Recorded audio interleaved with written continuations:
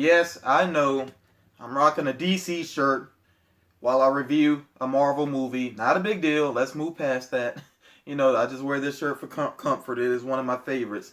But anyway, I started not to really share my thoughts on Logan at all because I feel like what I have to say about the movie is going to echo pretty much what critics, professional critics, are saying about it. But still, I'll go ahead and share my thoughts real quick, just for anybody curious about it. Now, I will go and tell you, I am going to have spoilers. I'm not going to hide anything about this movie because I feel like if you really are into Wolverine, you're really into the X-Men, then you've seen this movie already. So that is fair warning. If you have not seen it, I am going to share some spoilers.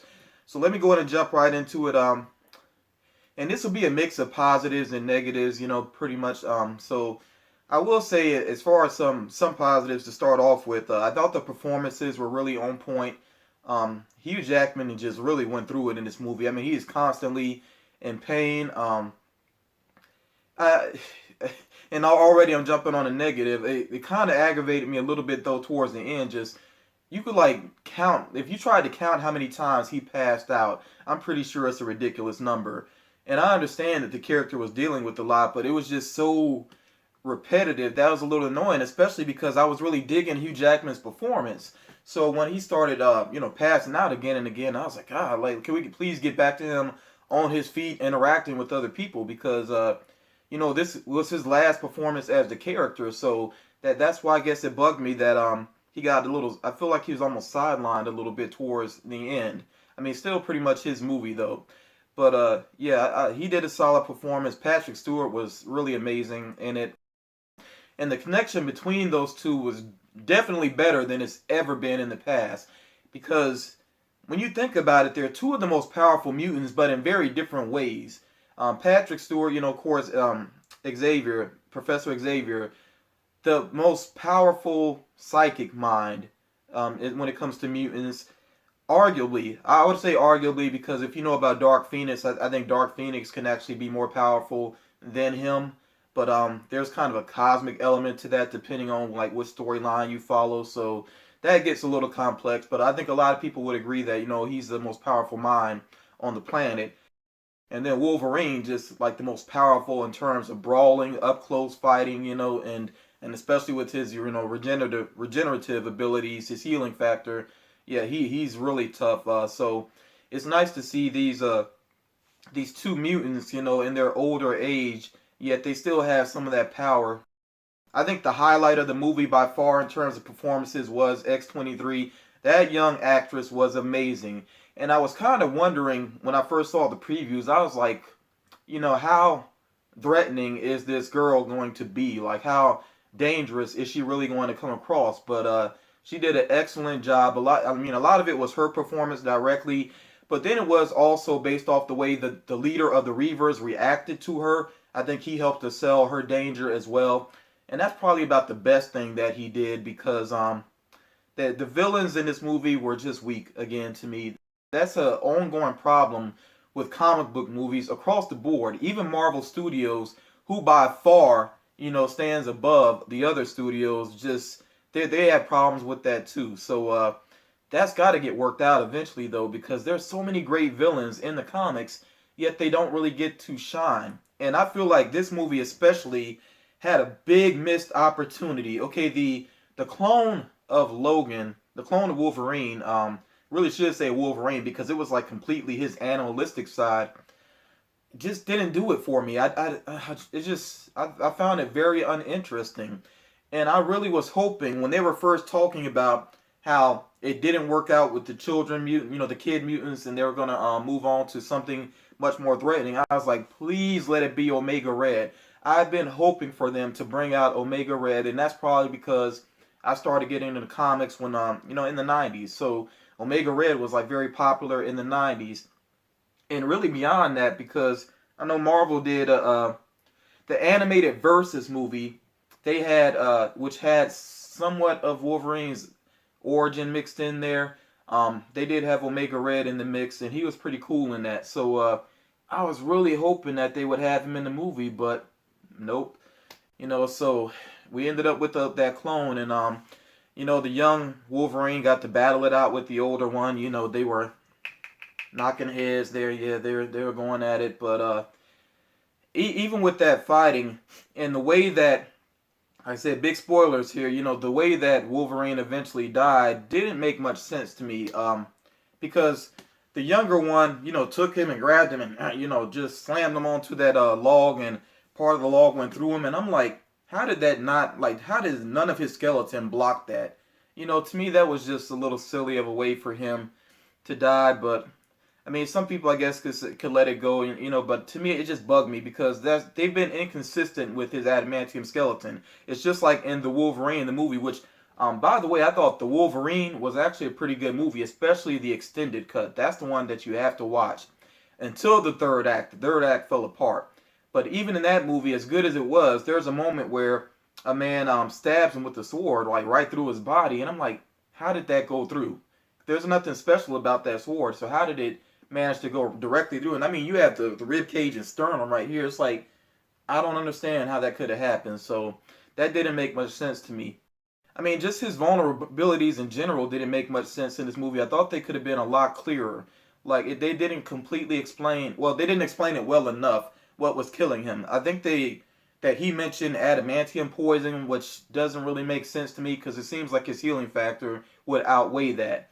They also talked about the scientists, that popped up towards the end, said that they had been putting chemicals into corn syrup basically to kind of wipe out mutants, and maybe that did have an effect on his healing factor as well. But it just could have been better explained. As a matter of fact, there's a lot of important exposition that kind of just got dumped out there really quickly. Sometimes it was even mumbled, and you could barely hear it. And I mean, if you don't know the comics really well, I could see people being kind of lost with this movie. I mean, it did have a lot of echoes of the comics, not so much Old Man Logan because it really did stray far from Old Man Logan, which I was fine with. Actually, I appreciated that more as the movie went along. I was like, oh, they changed this, that, and that. I'm like, this is really different. And I did appreciate that because, now people that are interested, they can go back and watch Old Man Logan and, read Old Man Logan. And you absolutely should. It's one of the best comics I've ever read. It's that good. But and it does have some weird elements to it, but they work though. So yeah, definitely check out the comic if you have not done so. But yeah, I appreciated the changes, including the important change that it was Professor X that actually killed some members of the X-Men. I thought that was smart to do it that way, and it makes sense as well. The way they handled it made sense. And as a matter of fact, his issues with I guess it was Alzheimer's that he was developing, and the seizures he was having with these shock waves and freezing people and everything, it led to the best scene in the movie. Well, arguably the best scene in the movie. It's just really close between X-23's first action scene and I would say the hotel scene. So that scene where Wolverine is like clawing his way through, down the hallway and taking out these soldiers that can't move, that was amazing. Some people feel like they kind of abused and overstepped their bounds with the rated R, with it being rated R, but I thought it was on point. I was fine with it all the way through, and I'm like, finally, they get to be adults. They get to act like adults. So they talk like adults. I mean, the violence, it did what it should do when you have adamantium claws. I mean, and you actually are ripping into people. It should be ripping into people. So that's exactly what happened. So, yeah, I thought the movie worked. Overall, people saying that it's one of the greatest of all times, I think they're just on that cinema high. You know how sometimes you walk out of theater and you're just blown away, and then you give it a little while and you go back and you watch it again and you're like, yes, it's good. It's not as great as I thought it was. I think a lot of people are going to have that experience with Logan, because I actually saw one guy, and this is what made me finally get up and say, okay, I'm going to go ahead and check this out. One guy actually said he felt it was the best comic book movie of all time. For me, no.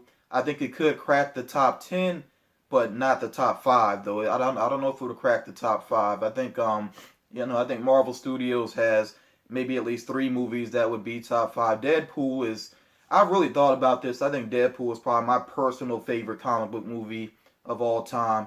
And as far as X-Men movie goes though, I think I think it's the best. Yeah, definitely, because there's so many continuity issues with the other X-Men movies, and I still foresee that there could be some continuity issues with this one. I'm kind of wondering where they're going to go with things, because they reset the timeline, But then at the end of X-Men Days of Future Past, they showed the X-Men together the way that we kind of remember them in the original X-Men movie. So it still feels like there's going to be issues, and I really wonder if they are going to truly focus on New Mutants moving forward, which I think they need to do. I think the classic X-Men, they need to leave them alone for a while, but we'll see what happens. I'm really hoping that they don't try to hang all of the X-Men franchise off of Deadpool. I think Deadpool, for the most part, needs to be his own thing. So I'm a little worried about that. I don't want them interfering and with Deadpool, because Deadpool is by far the best thing they got going right now. I mean, they butchered the Fantastic Four. The X-Men franchise is kind of flagging right now because of other than Logan, I think X-Men Apocalypse just was not, it just wasn't good. When it comes down to it, it just was not a good movie. So yeah, I'm interested to see where things go moving forward. Hopefully they will make some smart decisions, but we'll see. And definitely props to Hugh Jackman, because, and if he doesn't play the character anymore, I'm fine with that. This man put in nearly 20 years playing this character, and that is a long time to try to stay that ripped and to, go through all the training that he did. So, fans that feel like they can't see anybody else as Wolverine, I mean, I kind of understand that, but at the same time, show appreciation for what that man has done. Let him get some rest, and if, like I said, if he doesn't play the character anymore, I'm fine with that. As a matter of fact, he said he probably only would play the character if he could team up with Marvel Studios, which I just don't see happening. And then they would have to explain, like, how are mutants suddenly in the mix? I mean, I know they got around that with Scarlet Witch and Quicksilver, but to ignore Wolverine being a mutant would be very weird to me. So I don't foresee that happening. So, but you never know. I mean, this day and age seems like anything can happen. But yeah, Logan, when it comes out on video, I could see myself picking it up. I think it's worth, rewatching, even with its flaws. Like I said, the main flaw being the weak villains. But for me, it's about Hugh Jackman, Patrick Stewart, X-23. And by the way, there were some nice casting choices I didn't expect. Like Stephen Merchant as Caliban was awesome. I'm a big Stephen Merchant fan. He's awesome. He's one of the creators of the original Office. He's just a funny guy. But yeah, I think this movie will be worth owning when it comes out. I'm not going to put a specific rating on it. It's good, not great. I'll just leave it at that. Good, not great. But of course, I want to hear your opinions about it. What did you think about it? And I'm saying spoiler free. Excuse me, not spoiler free, but spoiler filled, basically, that there are spoilers. I'm letting that be known. I'll make sure it's labeled on the video. So feel free to say whatever you want to down in the comments about the movie. Let's talk about it. Definitely want to hear your opinions. And you all take care. Till next time.